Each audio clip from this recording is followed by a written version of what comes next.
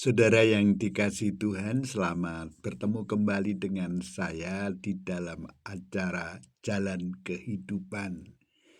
Saya Pujianto akan bersama saudara berbagi berkat kepada saudara, berkat rohani. Demikian kita belajar dari Injil Matius, ya, dari pasal 1, sekarang sudah ayat 8 sampai 10. Saya akan membacakannya untuk saudara. Asa memperanakkan Yosafat, Yosafat memperanakkan Yoram, Yoram memperanakkan Uzia, Uzia memperanakkan Yotam, Yotam memperanakkan Ahaz, Ahaz memperanakkan Hizkia, Hizkia memperanakkan Manase, Manase memperanakkan Aman, Amon memperanakkan Yosia. Demikian yang bisa kita baca. Dan kita memberi tema pilihan hidup menentukan arah hidup generasi.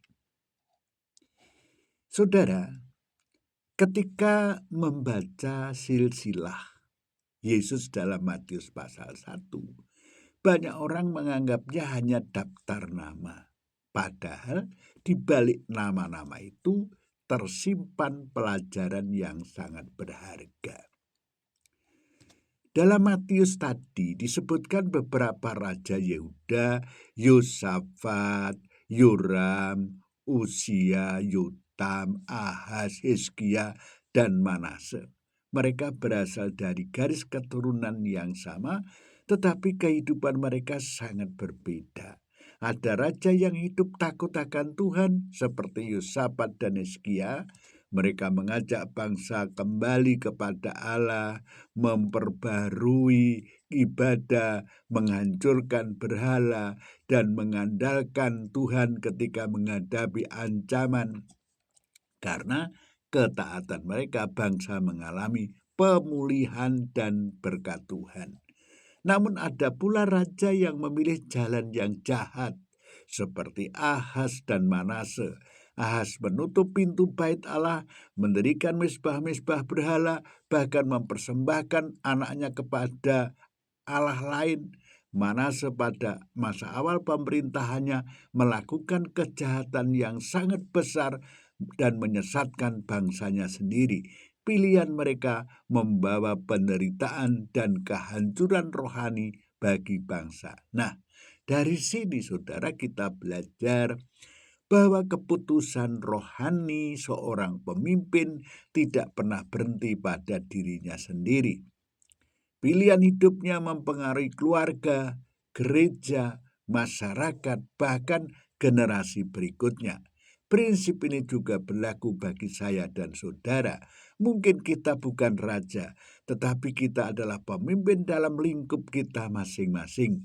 Seorang ayah memimpin keluarganya, seorang ibu membentuk karakter anak-anaknya, seorang guru mempengaruhi muridnya, seorang pendeta mempengaruhi jemaatnya. Kehidupan yang kita jalani hari ini sedang meninggalkan jejak bagi generasi yang akan datang. Namun ada satu kabar yang sangat menghiburkan.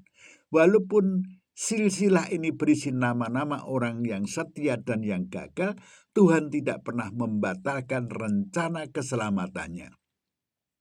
Di tengah naik turunnya kehidupan manusia, saudara, Allah tetap bekerja. Dari garis keturunan itulah akhirnya lahir Yesus Kristus, Juru Selamat dunia. Artinya, kegagalan manusia tidak pernah menggagalkan kesetiaan Allah, tetapi itu bukan alasan untuk hidup sembarangan. Justru karena Tuhan setia, saudara, kita dipanggil untuk memilih hidup yang benar agar menjadi saluran berkat bagi generasi sesudah kita. Saudara, setiap keputusan yang kita ambil hari ini sedang membentuk masa depan anak-anak kita. Jangan hanya mewariskan harta, tetapi wariskan iman. Jangan hanya meninggalkan nama, tetapi tinggalkan teladan hidup yang takut akan Tuhan. Firman Tuhan berkata, didiklah orang muda menurut jalan yang patut baginya, maka pada masa tuanya pun ia tidak akan menyimpang dari jalannya. Amsal 22 ayat 6. Marilah kita memilih hidup dalam takut akan Tuhan, sebab pilihan hidup hari ini akan menentukan arah generasi esok. Tuhan memberkati saudara.